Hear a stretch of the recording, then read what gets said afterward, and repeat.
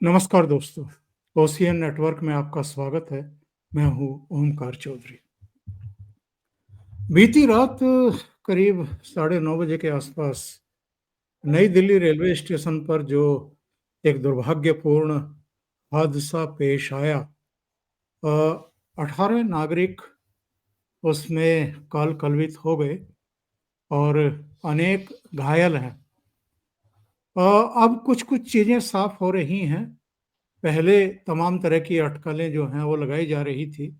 Railway के प्रवक्ता का कहना है कि जो सीढ़ियाँ थी, वहाँ कोई फिसला, उसका पैर रपटा और उसके बाद कई लोग एक के बाद एक। और आप जानते हैं ऐसे हादसों में जो बच्चे होते हैं, जो स्त्रियाँ होती हैं या जो उम्र-दराज लोग होते हैं, वो ज़्यादा शिकार होते हैं क्योंकि उनके शरीर में उतनी ताकत नहीं होती है और वही इस मामले में भी हुआ।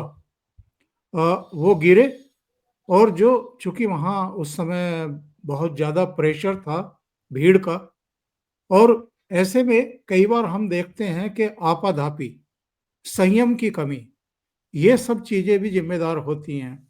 व्यवस्थाओं पर भी सवाल खड़े किए जाने चाहिए और खड़े किए गए हैं। जो भी इसके लिए ज़िम्मेदार हैं, उनको कटघरे में खड़ा किया जाना चाहिए। कोई भी हादसा होता है, उसके बाद तो एनडीआरएफ की टीम भी, आरएएफ की टीम भी और तमाम दूसरे लोग भी पहुँच जाते हैं, बाहर की पुलिस भी पहुँच जाती है, पर हादसा हो ही नहीं, इसके लिए क्या पुख्ता व्यवस्था थी?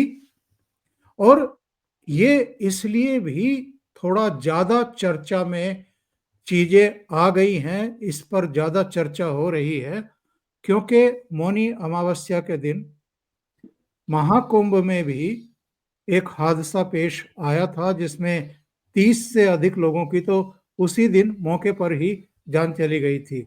तब भी बहुत सारे सवाल खड़े हुए थे। हम कई बार ये सोचते हैं कि जो विपक्षी दल हैं, उनका तो काम ही आलोचना करने का है। लेकिन हर घटना के कई पहलू होते हैं और उन सारे पहलुओं पर ऐसे समय मंथन की ज़रूरत होती है।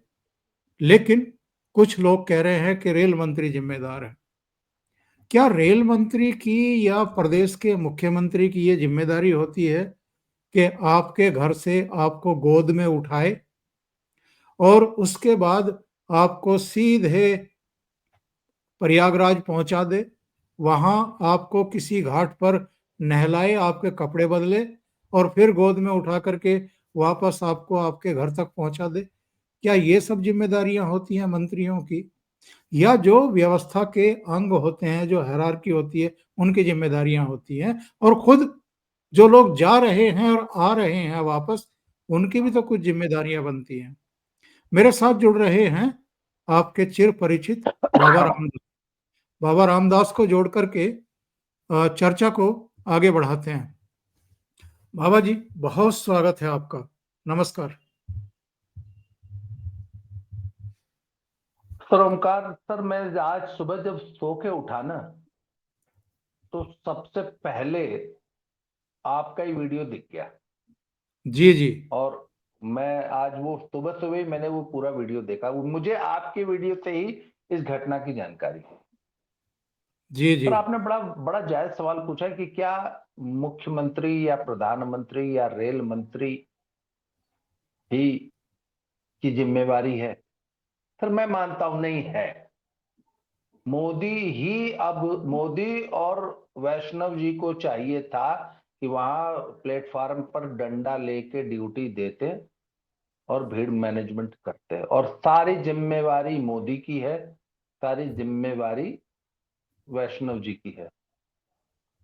मेरी, आपकी या पब्लिक की भी कोई जिम्मेवारी है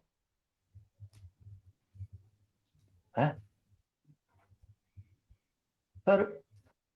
वो बसों में लिखा होता है, सवारी अपने सामान की जिम्मेवार स्वयं है।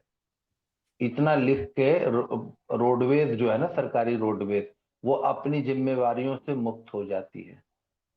अच्छा सर, न भी लिखा हो अगर ये वाक्य न लिखा हो तो भी क्या आप अपना सामान ऐसे लवारिस छोड़ के चल देते हैं? नहीं ना सर। तमाम लॉ एंड ऑर्डर ठीक है, सारी व्यवस्था सरकार की जिम्मेवारी है, पर सर सरकार कुछ भी कोई भी जिम्मेवारी उठाएगी तो सर वो एक सीमित संख्या में और एक सीमित मात्रा में ही उठा पाएगी। सर यदि लाखों लोग डिसाइड कर लें कि उनको आज ही जाके संगम पे स्नान करना है या आज ही छठ मनानी है, सभी बिहार के मजदूर डिसाइड कर लें कि उनको आज ही दिल्ली से चल पड़ना है और पूरी दिल्ली को 4 दिन के अंदर दिल्ली से बिहार पहुंचना है और फिर वापस आना है पर दुनिया की कोई ताकत इन लाखों करोड़ों लोगों को ये लिए व्यवस्था नहीं कर सकती। क्यों? क्योंकि व्यवस्थाएं सब सामान्य परिस्थितियों के लिए होती है, उससे थोड़ा सा। भाई आपके घर में रोज 6 आदमी का खाना बनता है, चलिए एक दिन आप व्यवस्था करके 600 की व्यवस्था कर लेंगे।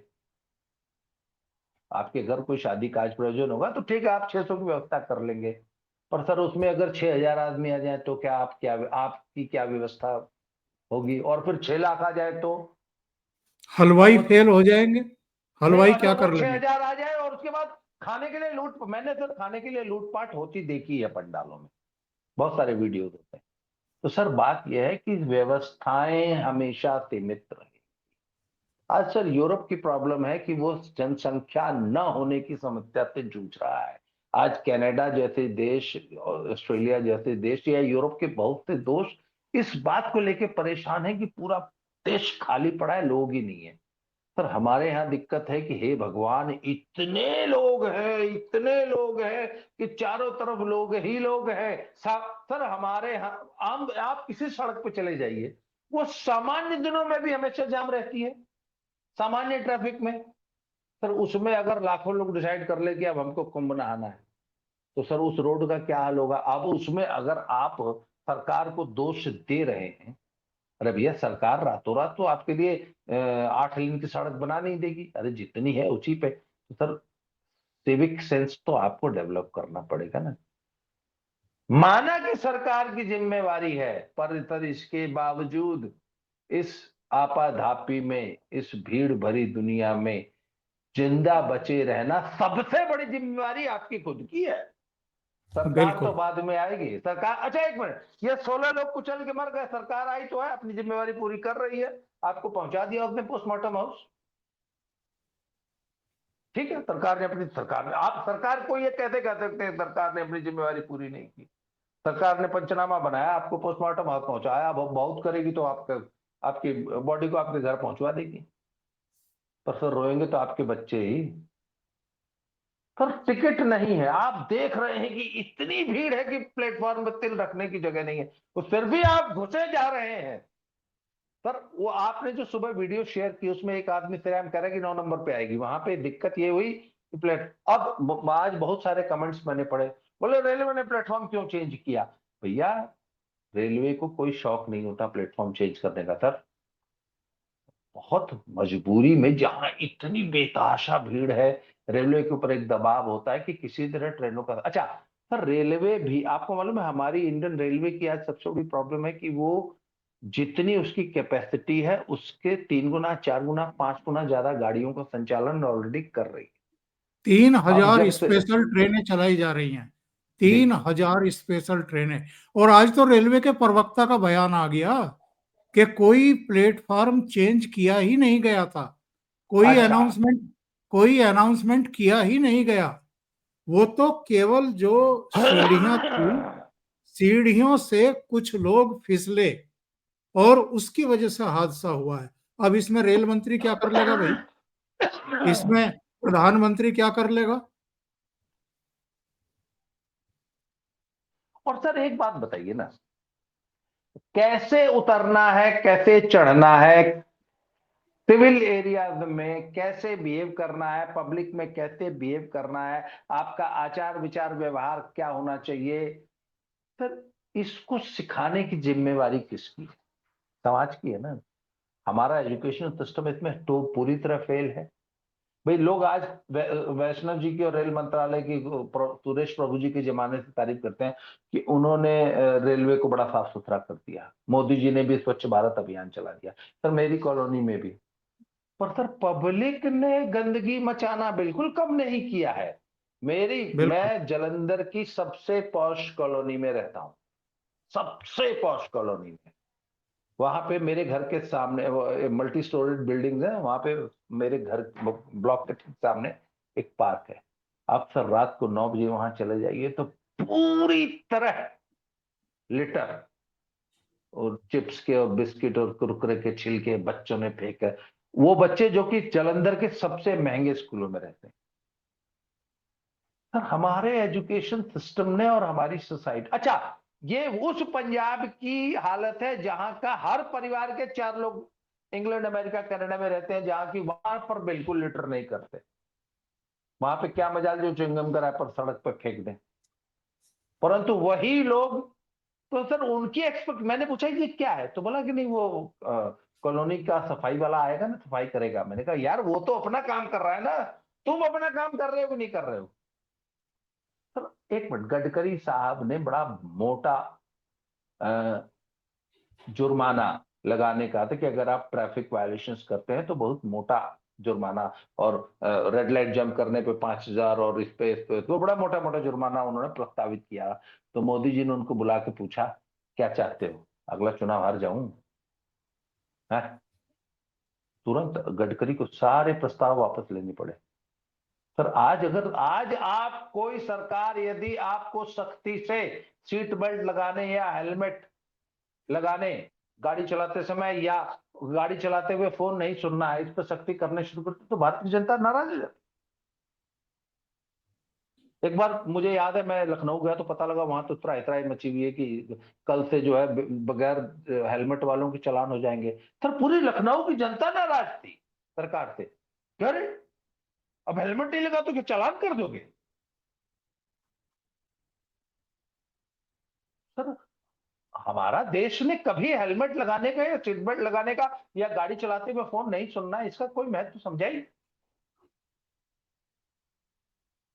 अब ये भी मोदी जी सिखाएंगे ना, इसमें भी मोदी जी की गलती है ना, समाज की और कोई ये जिम्मेवारी सब, नहीं है। ये साहब, ये क्या मानसिकता है कि जिन्होंने रिजर्वेशन करा रखे हैं, जिनके कंफर्म टिकट हैं, उन बोगियों में भी आप घुस जाएंगे, बिना टिकट लिए आप स्टेशन तक पहुंच जाएंगे। कोई भी सिस्टम हो, कोई भी कितनी भी व्यवस्थाएं कर लें, अगर हजारों की संख्या में, लाखों की संख्या में लोग पहुंच जाएं, तो ये व्यवस्थाएं क्या करेंगी? ये तो धरी की धरी रह जाएंगी। ये अराजकता का माहौल पैदा कौन करता है? भीड़ तंत्र, भीड़ तंत्र, जो भीड़ लगाकर कहीं भी पहुंच जाएगा फिर सिस्टम को दोष देगा। मैंने एक महिला का शिकायत भरा हुआ एक शॉर्ट रील्स देखा, उसमें वो कहती यदि आप व्यवस्था नहीं दे सकते तो आपने हमको बुलाया क्यों था? वो योगी जी ने चलो कुंभ चले के वो बोर्ड लगा रखे हैं ना, पूरे इंडिया में विज्ञापन आ रहे हैं, चलो कुंभ चले, चलो कुंभ चले। बोले आप ही ने तो बोला था चलो कुंभ चले, अब हम आ गए, तब आप हमें कोई व्यवस्था ही नहीं दे पा रहे, मैं 20 किलोमीटर से पैदल चली आ रही हूँ। सर चलो कुंभ चले, ये मोदी जी का, जो योगी जी का आह्वान था, वो पूरे देश को कुंभ में आमंत्रित कर रहे हैं। परंतु वहां कैसे पहुंचना है, क्या पहुंचना है, भीड़ होगी कि नहीं होगी, कैसे जाओगे, 20 किलोमीटर पैदल चल पाओगे, अपने 80 साल के पिताजी और माताजी को और 3-3 साल के बच्चों को ले तो लिया है, लाद लिया है, कैसे पहुंचोगे? अब सर ये तो आपको मालूम है, आप कोई वहाँ अलास्का में तो रहते नहीं है, या ऑस्ट्रेलिया में तो रहते नहीं है कि जहाँ सड़क पे 3 गाड़ियां दिख जाए वहां ट्रैफिक जाम मान लिया जाता है। आप हिंदुस्तान में रहते हैं भैया, 140 करोड़ जनसंख्या है, सीमित संसाधन है।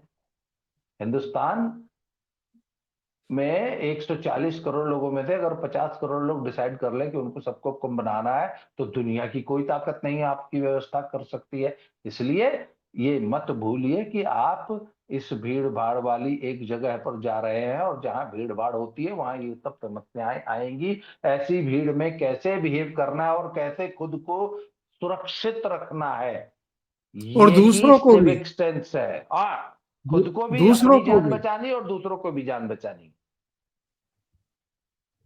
और इसके लिए सिर्फ और सिर्फ वो लोग जिम्मेवार हैं जो वहां पे अनसिविल तरीके से बिहेव करते हैं इतनी भीड़ भाड़ में। हमने तो कई वीडियो देखे हैं बाबा जी, रेलवे की खिड़कियां, एसी बोगी की खिड़कियों को तोड़ा जा रहा है उसमें घुसने के लिए। तो ये कौन सी सभ्यता और कौन सी संस्कृति है भाई? ये कौन से संस्कार है? रेलवे की संपत्ति आपकी अपनी संपत्ति नहीं है क्या? जी, मेरी तस्वीर गायब हुई है, मैं इसको ठीक करता हूं। आप इसका जवाब दीजिए प्लीज। Ji ji. सर बिल्कुल। देखिए, उसमें सबसे बड़ी दिक्कत पता है क्या है सर? हमारे देश में एक व्यवस्था बनी हुई है कि किसी भी कमी के लिए जनता को दोषी नहीं ठहराना है। जो आम जनता है उसको होली काउ मान लिया गया था कि नहीं नहीं नहीं नहीं, हम अपनी किसी भी खामी के लिए जनता को दोषी नहीं ठहराएंगे, हमको हमेशा व्यवस्था को ही दोषी ठहराना है। सर एक बात बताइए, 45-50 लाख रुपए दे के लोग डंकी लगा के वहां गए थे, अमेरिका गए थे, वहां पे ट्रंप ने पकड़ के डिपोर्ट कर दिया। शुक्र मनाइए कि सही सलामत उसने आपके बच्चों को वापस भारत पहुंचा दिया। मैं तो कह रहा हूं कि अगर ट्रंप ये डिसाइड कर लेता कि भैया हम क्यों भारत पहुंचाए, तुम मेक्सिको की दीवार कूद के आए थे, हेलो हम तुमको मेक्सिको की दीवार ही वापस कूदा देते हैं, अब जैसे आए थे वैसे जाओ, क्या करते वो आप बताइए? उनमें से सर एक भी जिंदा नहीं पहुंचता वापस, बिल्कुल। उसी जंगलों में मर खप जाते हैं, या वहां पे ऑर्गन ट्रेड का इतना जबरदस्त धंधा चलता है, वहां माफिया चलता है, वो इनको सबको जो है इनके किडनी और लिवर और सारे अंग निकाल के बेच देते। तब इनको तो ट्रंप साहब के शुक्रगुजार होना चाहिए, भारत सरकार को और इस पूरे समाज को, कि आपने हमारे बच्चे सही सलामत वापस भेज दिए। और पंजाबियों को तो ये होना चाहिए कि चलो भैया अमृतसर में ही उतार दिए, कहीं राजकोट या उधर त्रिवेंद्रम तिरुवनंतपुरम नहीं लैंड करा दिया हवाई जहाज, आपके घर के नजदीक ही उतार दिए। तो यहाँ पे भगवंत मान जी जो है वो सरकार को दोषी ठहरा रहे थे। उन्होंने एक बार भी ये नहीं कहा कि भैया तुम इतने संपन्न घरों के लड़के 50 लाख रुपए खर्च करके, 50 लाख रुपए खर्च करके इलीगल तरीके से अमेरिका में घुसे क्यों थे? ट्रंप तुमको अमृतसर नहीं ना आया था पकड़ने, तुम ना अमेरिका में इलीगली घुसे थे। तो अमेरिका में इलीगली घुसने वालों का कोई दोष नहीं है, सारा दोष मोदी और ट्रंप का है। सर ये समाज की हमारे एक व्यवस्था बन चुकी है कि जो असल दोषी है उसको दोष नहीं देना है, उसको होली कहो, बेचारा गरीब आदमी अब वो क्या करेगा, वो तो बर्बाद हो गया, वो बेचारा तो अपनी मां के गहने बेचकर डंकी लगा के अमेरिका गया था। सर ये एटीट्यूड, तो ओंकार चौधरी सर का कुछ शायद मुझे लगता है कि वहां पे उनका, उनके जहां पे वो बैठे थे उस स्टेशन पे कोई दिक्कत आई है। तो ओंकार सर आप मुझे सुन पा रहे हैं? आपको मेरी आवाज आ रही है?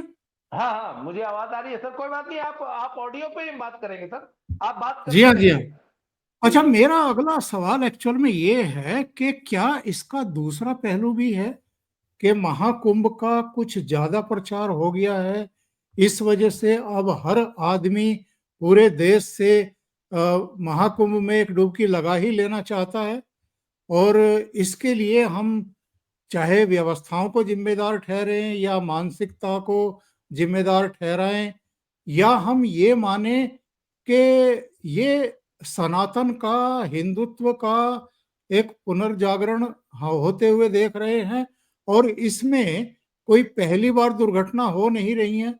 इससे पहले भी महाकुंभ या इतने बड़े आयोजन होते थे तो दुर्घटनाएं होती थी। तो इनको, चूंकि आजकल मीडिया और सोशल मीडिया का जमाना है, कुछ ज्यादा बढ़ा चढ़ा करके ज्यादा ही तूल दिया जा रहा है राजनीतिक कारणों से। सर निश्चित रूप से ये सोशल मीडिया के पे जब से बातें आई हैं, सोशल मीडिया का जब प्रचार प्रसार हुआ है तो लोगों ने सर एक तो ना समाज में कुछ भी करने को स्टेटस सिंबल बना लिया।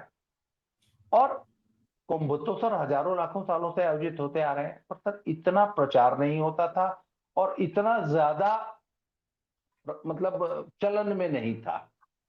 बहुत सीमित मात्रा में लोग ही कुंभ जा पाते थे। इसके बावजूद कुंभ हमेशा से चिरकाल से ही दुनिया का सबसे बड़ा कॉन्ग्रीगेशन रहा है, एक रिलीजियस गैदरिंग, रिलीजियस नहीं, किसी भी किस्म की किसी भी गैदरिंग का जो सबसे बड़ा वर्ल्ड रिकॉर्ड कुंभ का ही रहा है। पर सर अब क्या हो गया है कि जब से ये सोशल मीडिया पे बहुत ज्यादा प्रचार प्रसार, और दूसरी बात है प्रचार प्रसार ये भी हुआ कि बहुत अच्छी व्यवस्था है, बहुत शानदार, मतलब इस मामले में कोई दो राय नहीं कि व्यवस्था वाकई बहुत शानदार है। तो व्यवस्था बहुत शानदार है, सारी दुनिया जा रही है, और जैसा जो भी जा रहा है अपने सोशल मीडिया अकाउंट पे उसकी फोटो डाल रहा है। तो सर एक जो होता है ना, एक FOMO, fear of missing out, तो जो नहीं गया है उसको ये होता है कि यार मैं ही छूट गया, बाकी तो सब चले। तो लोगों की देखा देखी भी बहुत ज्यादा लोग जा रहे हैं।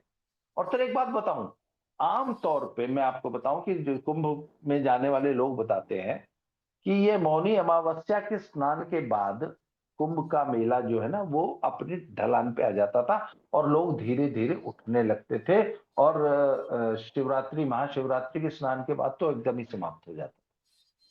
परंतु अब उल्टा हो गया, ये पिछले जो अर्धकुंभ लगा था ना, मैं तब की बात बता रहा हूं, तब भी सर लोग बताते हैं कि भैया जब मौनी अमावस्या का स्नान बीत गया ना, उसके बाद असली भीड़ आनी शुरू हुई। और पहली बार मिडिल क्लास और अपर मिडिल क्लास को लगा कि नहीं, कुंभ हमारे जाने के लिए भी अब मौका है। तो सर पिछली बार मिडिल क्लास बहुत भारी संख्या में मौनी अमावस्या की भीड़ छट जाने के बाद आई। सर बहुत से लोग, मेरे मेरे बहुत से मित्र कहते हैं नहीं नहीं, मौनी अमावस्या के साथ जब बीत जाएगा ना उसके बाद आप आइएगा, तब यहाँ सब खाली हो जाएगा। सर ये आज की तारीख में जब कुंभ खाली है तब ये हालत थी कल दिल्ली में। और आपको मैं एक और बात मैं बता दूं। मेरी अनुपम मिश्रा से बात हो रही थी जी 2 दिन पहले। अब चूंकि जी मैंने उनको पुणे में भी कहा था कि भाई जरा ये निपट जाए पुणे का प्रोग्राम, तो 8 तारीख जी के बाद हम प्रोग्राम लगाते हैं और 15 के आसपास आएंगे। लेकिन बाबा जी, ये जो चारों तरफ से खबरें आ रही हैं, हर जी तरफ सड़कें जाम हैं, कटनी तक में जो है लोगों को रोका गया कि भाई बहुत ज्यादा भीड़ चली गई है। और ये केवल प्रयागराज और महाकुंभ नहीं, अयोध्या में देख लीजिए, काशी में देख लीजिए। ये मैं इतना ज्यादा इसको देख करके भयभीत हूं कि मैं जाने की हिम्मत नहीं जुटा पा रहा हूं। और ये सब अचानक से हुआ क्यों है, ये जरा समझाने की कोशिश करिए। FOMO, fear of missing out, एक बहुत बड़े मिडिल क्लास को, भारत के मिडिल क्लास को और युवा पीढ़ी को भी लग रहा है कि यार सारी दुनिया कुंभ में डुबकी लगाए, मैं ही छूट गया। अच्छा, दूसरी बात है सर, पिछले 10-20 सालों में ना भारत में संपन्नता आई है, ये तो आप मानते हैं। संसाधन भी बढ़े हैं, रोड्स वगैरह बहुत अच्छी हुई हैं, अब घर घर में गाड़ियां हो गई हैं। पर शायद ही कोई ऐसा मिडिल क्लास आदमी होगा जिसके घर में कम से कम एक कार में खड़ी हो। सड़कें इतनी अच्छी हो गई हैं कि आप मैं कि मेरा गांव सर गाजीपुर जिले में पड़ता है, बनारस से भी आगे, करीब 40 किलोमीटर आगे। सर राजधानी एक्सप्रेस 14 घंटे लेती है दिल्ली से, जो फास्टेस्ट ट्रेन है। बाय रोड जाते हैं 9 घंटे में पहुंच जाते हैं हम लोग। पुराने जमाने में मेरे गांव से दिल्ली आने में सर 24 घंटा अगर लगातार गाड़ी चलाएंगे तो भी पहुंच जाएंगे, इसकी गारंटी नहीं होती थी। अब तो सर खाते पीते रुकते रुकाते भी 9 घंटे में हम लोग अपने गांव से चल के दिल्ली पहुंच जाते हैं, राजधानी 14 घंटे लेती। तो सर एक तो लोगों के पास साधन संसाधन पैसा आया है, और सोशल मीडिया जैसा एक माध्यम है जो कि प्रेरित कर रहा है लोगों को कुंभ में आने के लिए। सब सब लोग साधन संपन्न है। अच्छा, उसके बाद सर एक बात और बताओ, एक बहुत बड़ा कारण हमारे बुजुर्ग है। बुजुर्गों की एक रहती है कि बेटा इतने सालों से कुंभ सुनते आ रहे हैं, हम भी नहा लेते। तो बच्चे बोलते हैं कि चलो यार मम्मी पापा को है कुंभ नहला ही दे। सर अब पता लगा पूरा परिवार चल पड़ा। सर 100-100 किलोमीटर लंबे जाम है सड़कों पे। बिल्कुल बिल्कुल। तो सर ये कल मेरे बहुत से करीबी फैक्टर्स है। हाँ, कल मेरे करीबी सत्यजीत अपने परिवार के साथ बाई रोड ही गए थे। उनका कहना था कि 2 किलोमीटर की दूरी तय करने के लिए 4 घंटे जी लग गए। बताइए। तो सर ये अच्छा, एक चीज मैं आपको बताऊं, मैं एक बात कहता हूं। आज से करीब 5-7 साल पुरानी बात है, 10 साल पर, हाँ 5-7-8 साल पर नहीं, अनुराग कश्यप नामक फिल्मकार से एक इंटरव्यू हो रहा था। तो वो उस पत्रकार ने पूछा कि अब तो 100 करोड़ की फिल्म, कहते नहीं, अब भारत में वो समय आ गया है कि अब हमको 1,000 करोड़ और 10,000 करोड़ रुपए की फिल्मों के बारे में सोचना चाहिए। तो उन्होंने बोला इतना है ऐसा। तो उन्होंने कहा जी हाँ, आज भारत में सिर्फ 1% से भी कम लोग ऐसे हैं जो कि सिनेमा हॉल में जाके फिल्म देखते हैं, तब जाके हमारे बड़े स्टार की फिल्म 100 करोड़ करती है। पर कहते हैं बहुत जल्दी एक ऐसा भारत आएगा जब एकमात्र 1% लोग सिनेमा जाके देखते हैं सिनेमा हॉल में, तब हमारी फिल्म 100 करोड़ करती हैं। जिस दिन 10% लोग सिनेमा जाके देखने लगेंगे, या 20% लोग देखने लगेंगे, या जिस दिन 50% हिंदुस्तान बाहर निकल के एंटरटेनमेंट, पैसे दे के एंटरटेनमेंट खोजने लगेगा, उस दिन तो हमारी फिल्में से 1,00,000 करोड़ रुपए क्या करेंगे। Sir same theory applies to everything. Sir आज तो अभी भी बहुत कम लोग कुंभ नहाने गए हैं। सक्षम तो सभी लोग हैं। आजकल बताइए ना, शहर के किस घर में गाड़ी नहीं है? हुँ? या किसके पास 10-20 हजार रुपया नहीं है? हाँ सर, एक जो पेटी लेबर है ना, वो भी कहता है चलो यार मम्मी पापा को जो है कुंभ नहलाना, 10,000 रुपया खर्चा होगा कोई बात। तो सर भारत का जो साइज है ना सर, वो इतना बड़ा है। और अब भारत ने सर पैसा खर्चना अब सीख रहा है भारत। पुराने जमाने में सर संसाधन, पैसा भी तो एक फैक्टर हुआ करता था। अब भारत के पास सर, भारत के लोगों के पास जो पैसा आया है तो उसको वो कहीं खर्च भी तो करेंगे।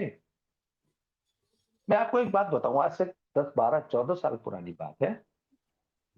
शायद किसी ये कांग्रेस के एक मंत्री ने एक बयान दिया था कि बोला महंगाई बहुत हो गई है। उसने बात तो बड़ी अच्छी कही थी, हालांकि उसकी आलोचना बहुत हुई। उसने कहा था कि भैया नरेगा मनरेगा की वजह से हर मजदूर को 100 रुपया रोज मिल रहा है। तो वो जब वो 100 रुपया उसको रोज मिलता है, तो जब वो 100 रुपया कमा लेता है ना, तो वो बाजार जाता है। तो वो अभी अब छौंकी हुई दाल। सर ये मैंने लिटरली अपने गांव में देखा है कि एक गरीब औरत को मैंने सरसों के तेल में जीरे का छौंक लगा के बढ़िया दाल फ्राई बनाते देखा। मैंने अपनी आंख से, मैंने उस पर एक पोस्ट लिखी थी आज से 10-12 साल पहले। तो सर जब संपन्नता आती है तो वह व्यक्ति भी पैसा खर्च करता है जो पहले नहीं करता था। तो निश्चित रूप से सर प्रोडक्शन तो सीमित ही है। लोगों के पास पैसा ज्यादा आ गया तो हर चीज की कमी होगी, हर चीज महंगी होगी। जब कंज्यूमर बढ़ेंगे तो सर कुंभ के कंज्यूमर भी बढ़े। और एक एक बात और बताऊं आपको, जी आने जी। वाले सालों में और ज्यादा बढ़ेंगे, ये भी ध्यान रखिए। आपको मैं बता रहा हूं, आने वाले समय में जैसे अमरनाथ यात्रा के लिए रजिस्ट्रेशन होता है ना, अगले 6 साल बाद जो अर्ध कुंभ होगा, मैं आपको आज बता रहा हूं, बिना रजिस्ट्रेशन के आप कुंभ नहीं जा पाएंगे। करना पड़ेगा, नहीं तो ऐसी भगदड़ रोज होगी। Sorry sir. क्यों? क्योंकि सर आपको इतनी भीड़। आपको नहीं लगता कि हमारे यहाँ का जो राजनीति करने वाला विपक्ष है कुछ ज्यादा गैर जिम्मेदाराना तरीके से बिहेव कर रहा है? कल रात की घटना के तुरंत बाद में मल्लिकार्जुन खड़गे का बयान देख रहा था। वो कह रहे थे कि लोगों की संख्या यानी लाशों की संख्या सरकार छिपा रही है। इन्होंने राज्यसभा में खड़े होकर के भी कहा था, मौनी अमावस्या को लेकर के हजारों लोगों की मौत हो गई, उनको मैं श्रद्धांजलि देता हूं। अखिलेश यादव शुरू में कह रहा था कि संख्या को लेकर के झूठ बोला जा रहा है, ट्रेन तो खाली आ रही है। आज वही अखिलेश यादव कुछ और जबान से बात कर रहे हैं। इन लोगों को शर्म आनी बंद हो चुकी है क्या? ये लोगों की जिंदगी से खिलवाड़ कर रहे हैं अपना राजनीतिक स्कोर करने के लिए। सर असल में मल्लिकार्जुन खड़गे उस जमाने के नेता हैं जब कांग्रेस ऐसी धूल में लठ चलाया करती थी और जनता की आंख में वाकई मिर्च झोंका करती थी। और अखिलेश यादव का तो मुझे अभी भी डाउट है कि ये क्या आदमी वाकई ऑस्ट्रेलिया पढ़ने गया था या कहीं और गया था और बता दिया गया कि हमारा लड़का तो ऑस्ट्रेलिया पढ़ने गया। सर मुझे एक बात बताइए, मेरे एक मित्र हैं जो कि आज की तारीख में काशी विश्वनाथ कॉरिडोर के प्रशासक है और प्रशासनिक अधिकारी हैं बड़े। तो मैंने उनसे पूछा, उनका एक बार उनका एक फेसबुक अपडेट आया था कि भैया इतने लाख लोगों ने दर्शन किए। तो मैंने उनको फोन किया, मेरी उनसे अक्सर बात होती। मैंने कहा अरे भैया ये बताओ, इतने लाख लोग जो आप लोग ये गिन देते हो, ये क्या अंदाजा है, तुक्का है क्या? बोले नहीं सर, बड़ी मॉडर्न टेक्नोलॉजी है। शहर भर में कैमरास लगाए जाते हैं और सैटेलाइट से निगरानी की जाती है। और अब तो ऐसी टेक्नोलॉजी है जिसमें फेस रिकॉग्निशन और हेड काउंट होता है, और एक ही हेड को दो बार काउंट नहीं करेगा। एक चीज और, बिल्कुल उन्होंने कहा कि अगर आप और आपकी पत्नी गोदौलिया आए और साड़ी खरीद के वहीं से वापस चले गए दशाश्वमेध रोड से, आपने काशी विश्वनाथ के दर्शन नहीं किए तो आपको काउंट नहीं करेगा। आप गदौलिया से अगर 3 बार टहल लिए इधर उधर तो आपको वो 3 बार काउंट नहीं करेगा। सर ये मॉडर्न टेक्नोलॉजी है। उसी तरह सर फोरेंसिक वर्ल्ड हो गया अब तो सर, एक एक चीज का फुटप्रिंट होता है सर। और अब वो जमाना नहीं कि आप कुछ भी धूल में लठ चला देंगे और दुनिया मान लेगी। एक एक सेकंड में तस्दीक हो जाती है कि झूठ बोल रहा है कि सच बोल रहा है। अगर मान लीजिए, एक बात ना, मान लीजिए हमने मान लिया कि 1,000 या 10,000 आदमी मरे थे, तो इसी देश के मरे होंगे ना। भाई आप के मेरे या किसी के घर से एक व्यक्ति गया और कुंभ में वापस नहीं आया, उसी तारीख को कुंभ में मौजूद था, तो उसकी गुमशुदगी की रिपोर्ट, उसके उसके लिए कोई रोआ राट, कोई मैं अपने सोशल मीडिया पे इधर उधर कहीं तो चिल्लाऊंगा, तो बात कब तक छुपेगी सर? आप बताइए। बिल्कुल। तो सर ये टेक्नोलॉजी का जमाना है।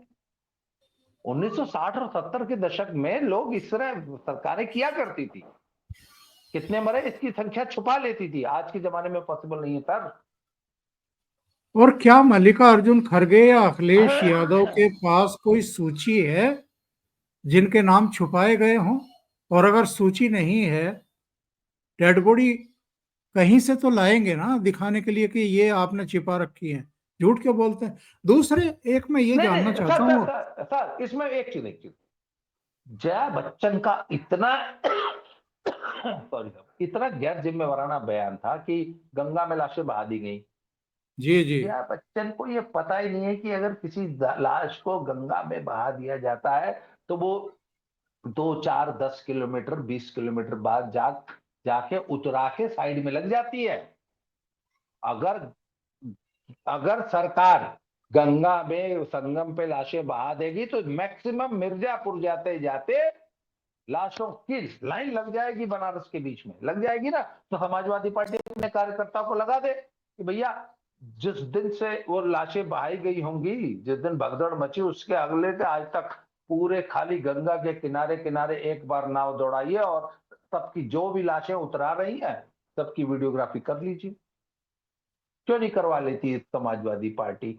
अनर्गल झूठा कुछ भी आरोप लगा देंगे आप बताइए ना। जया बच्चन ने जो, अच्छा उसके ऊपर उनके ऊपर कानूनी कार्रवाई की है सरकार ने, तो सर ये मल्लिकार्जुन खड़गे पर और इन पर भी जबरदस्त कानूनी कार्रवाई करके इनको अंदर बंद करना चाहिए।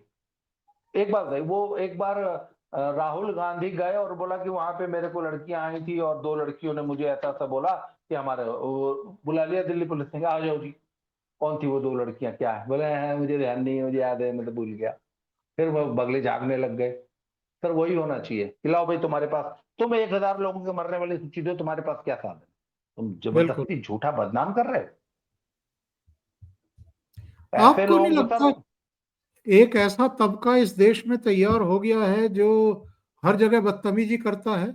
अभी 2 दिन पहले, शायद 13 तारीख का वीडियो है वो, मेट्रो का जो जामा मस्जिद स्टेशन है वहां पर किस तरीके से मुस्लिम समुदाय की भीड़ जो है वो इकट्ठा हो गई, और जहां से होकर के गुजरते हैं सिक्योरिटी की भी वहाँ जानकारी देनी होती है, और आपको टिकट भी वहां पर स्कैन करना होता है, उसके ऊपर से उछल उछल करके दूसरी तरफ जा रहे थे।